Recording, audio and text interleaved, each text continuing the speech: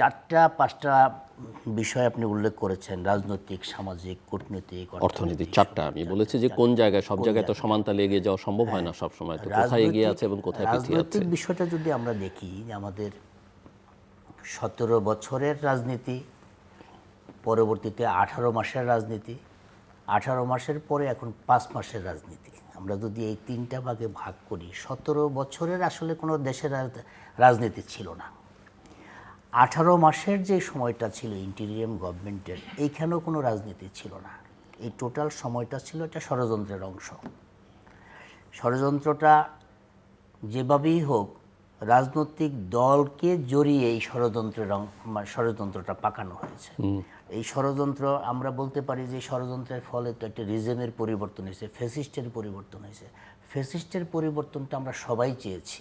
এই দেশের মুক্ত চিন্তার সাধারণ মানুষের যারা, তারা ফ্যাসিস্ট মুক্ত হইতে কিন্তু সবাই চেয়েছে। কিন্তু ইন্টিরিয়াম গভর্নমেন্ট এই 18 মাসে এই দেশে যে একটু অবস্থা তৈরি করেছে, সেই অবস্থার সুফল বলেন আর কুফল বলেন দুইটাই কিন্তু এই গভর্নমেন্টের উপর চেপেছে। কুফল কি?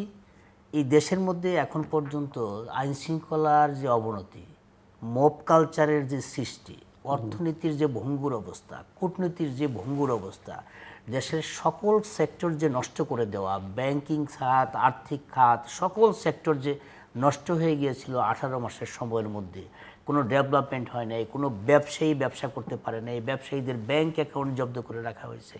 এই যে টোটাল অচল অবস্থা, এই টোটাল অচল অবস্থার এই ভার এই সরকারের উপর পড়েছে। এই বিশাল ভার, পাহাড় সমান ভার নিয়েই সরকারকে এখন আস্তে আস্তে আস্তে আস্তে সময় পার করে যেতে হচ্ছে।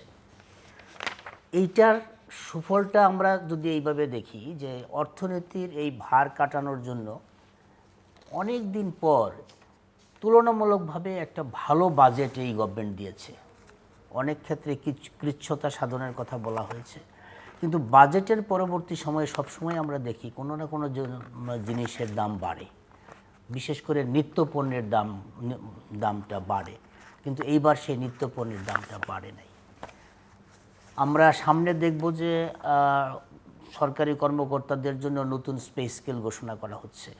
এইটাও কিন্তু একটা সাহসের ব্যাপার, এই সময় এসে পে স্কেল ঘোষণা করা। কিন্তু পে স্কেল যখনই কার্যকর হবে তখন কিন্তু দেশের মানুষের মধ্যে আবার মুদ্রাস্ফীতি বাড়বে এবং সাধারণ মানুষের মধ্যে কিন্তু চাপ তৈরি হবে। সেটা গভর্নমেন্ট কীভাবে মোকাবেলা করবে সরকার হয়তো সেটা ভেবেছে। তবে অর্থনীতি, সকল সেক্টরের মধ্যে অর্থনীতি এবং আইন শৃঙ্খলা, এই দুইটা সেক্টর যতক্ষণ পর্যন্ত দেশে ঠিক না হবে ততদিন পর্যন্ত দেশের এই অন্য কোনো সেক্টরের ডেভেলপমেন্ট হবে না। কারণ অর্থনীতির সাথে অনেক কিছু জড়িত। এখন পর্যন্ত অনেক ব্যবসায়ী কিন্তু ঠিকমতো এখন এলসি করতে পারতেছে না, এখনও এলসির বিষয়টা স্বাভাবিক হচ্ছে না। 5টা ব্যাংকের গ্রাহকরা কি করবে না করবে সেটা এখনও সমাধান হচ্ছে না। বাংলাদেশ ব্যাংকের যে নির্দেশনা, অনেক ব্যাংক সেটা এখনও মানতে পারছে না বা মানে না।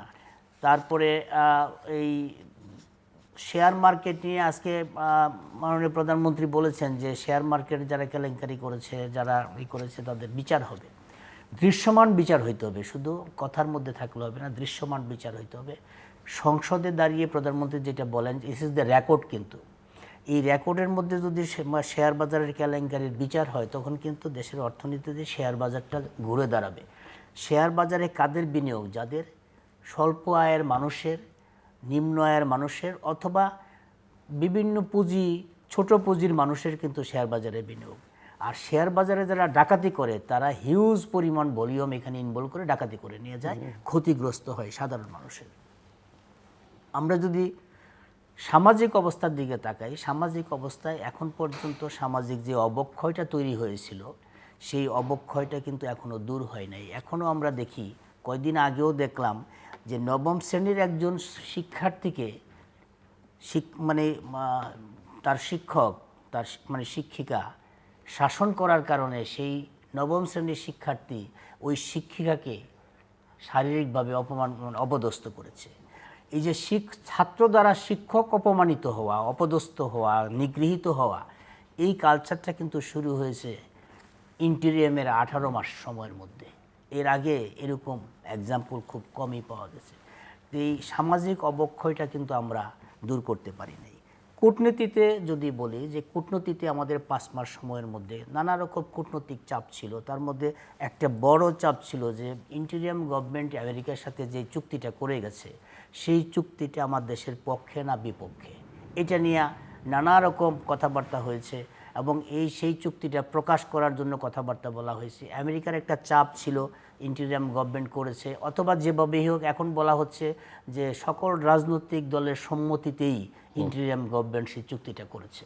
তো রাজনৈতিক দলের সম্মতিতে যদি হয়ে থাকে তখন সেটা মানে সার্বজনীনভাবে হওয়া উচিত ছিল। আমরা জানি না এখন পর্যন্ত চুক্তিতে কী আছে। যে সমস্ত বিষয় আমরা জেনেছি সেই বিষয়টা হলো আংশিক জেনেছি।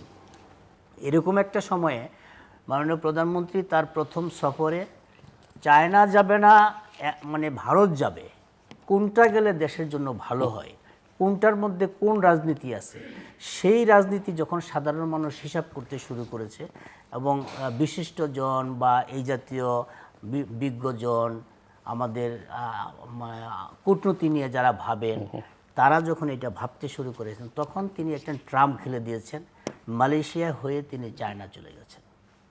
দুইটা কাজই হলো, আমার মালয়েশিয়াতে আমার শ্রমবাজার অর্থনীতির সাথে একটা সম্পর্ক তৈরি হলো এবং চায়নার সাথে তিস্তা চুক্তি সহ অনেক বড় কিছু ডিলের প্রতিশ্রুতি পাওয়া গেল।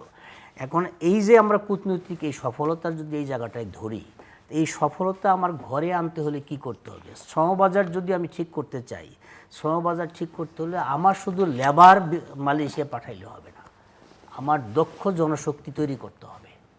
এবং মালয়েশিয়াতে যে সমস্ত শ্রমিকরা অবৈধভাবে আছে বা লেবাররা বা জনশক্তি আছে তাদেরকে বৈধ করতে হবে। চায়নার সাথে তিস্তা চুক্তি সহ যে সমস্ত চুক্তি করেছি আমরা, সেটা চুক্তি বা এমইউর মধ্যে সীমাবদ্ধ না রেখে বাস্তবায়ন করতে হবে। চায়নার সাথে এই তিস্তা নিয়ে কিন্তু ভারতের সাথে চায়না, চায়নার সাথে ভারত, এরকম একটা বিষয় আছে। এই জায়গায় সরকারের বড় সফলতা হবে যদি আমরা তিস্তা চুক্তিটা শুরু করতে পারি, তিস্তা কার্য শুরু করতে পারি। আর আরেকটা বিষয় আমি বলতে চাই যে ইন্টেরিয়াম গভর্নমেন্টের যে উচ্ছৃঙ্খল অবস্থা যে সময়টা তৈরি হয়েছে, সেই সময়টার টার্গেটটা ছিল অন্য, যে দেশের মধ্যে একটা বৈরী অবস্থা তৈরি করা যাতে নির্বাচনটা বিলম্বিত হয়। তো সেই নির্বাচনটা তারপরেও তারা 18 মাস সময় নিয়েছে।